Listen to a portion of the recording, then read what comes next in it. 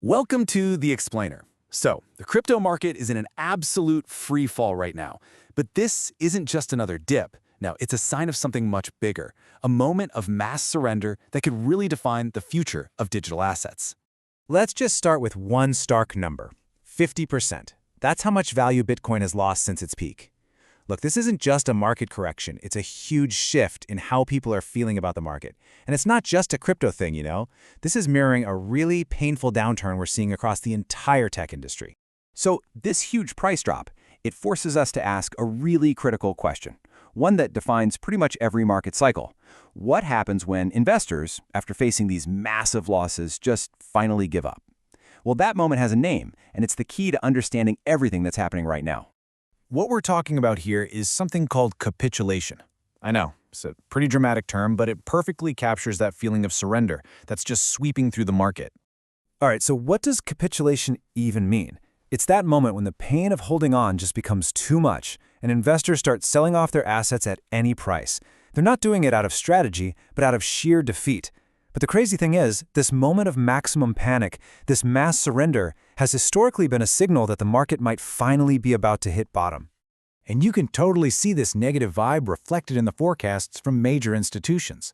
I mean, just take Standard Chartered Bank. They've slashed their 2026 Bitcoin price target by 2/3, dropping it from $300,000 all the way down to $100,000. Wow. I mean, that is a staggering loss of confidence from the professional class.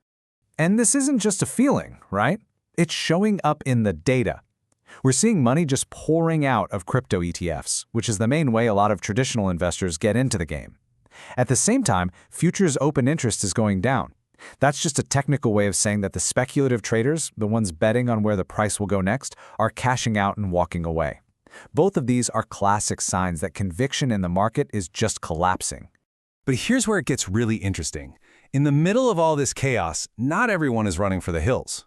We're actually seeing companies take wildly different, even opposing strategies to survive. This is where the plot really thickens.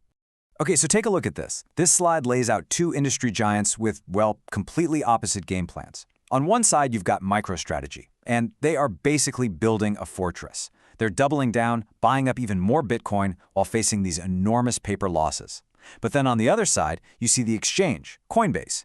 Their business is kind of crumbling because their whole model depends on people actively trading, and right now, people just aren't. In this quote, we're building a digital fortress. Man, that just says it all about MicroStrategy's whole philosophy, right?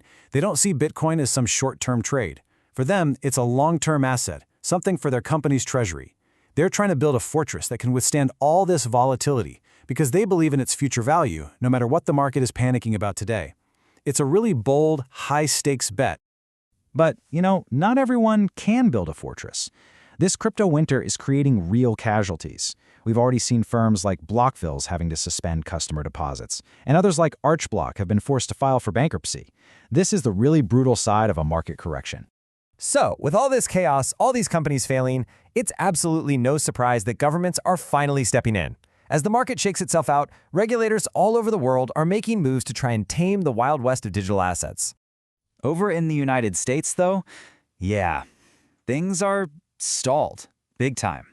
There's this bill, the Clarity Act, that's supposed to create clear rules, but it's just stuck in political gridlock.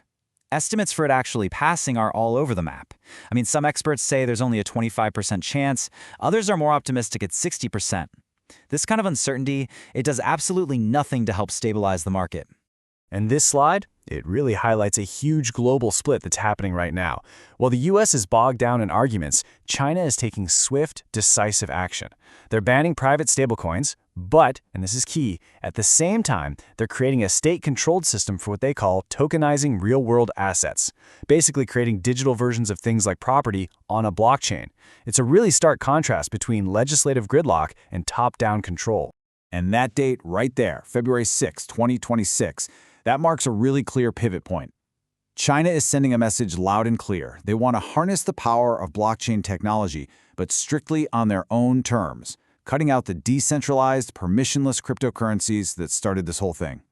Okay, so after all that, the big surrender, the clashing corporate strategies, the messy regulatory world, where does this all leave us? What does it actually mean for the future of crypto? Well, the fallout suggests we're looking at a much longer, colder crypto winter. We can definitely expect more regulation, which will probably lead to what's called industry consolidation. Basically, the weaker companies will fail. But maybe the most damaging outcome of all is the erosion of investor trust. That could take years, and I mean years, to rebuild. And all of this could be leading to something people are starting to call the Great Split. The idea of a future where the underlying technology, blockchain, is embraced by governments and big financial institutions for its efficiency, while the speculative crypto assets are regulated, controlled, or maybe just cast aside. And that leaves us with this final, really big question for the future.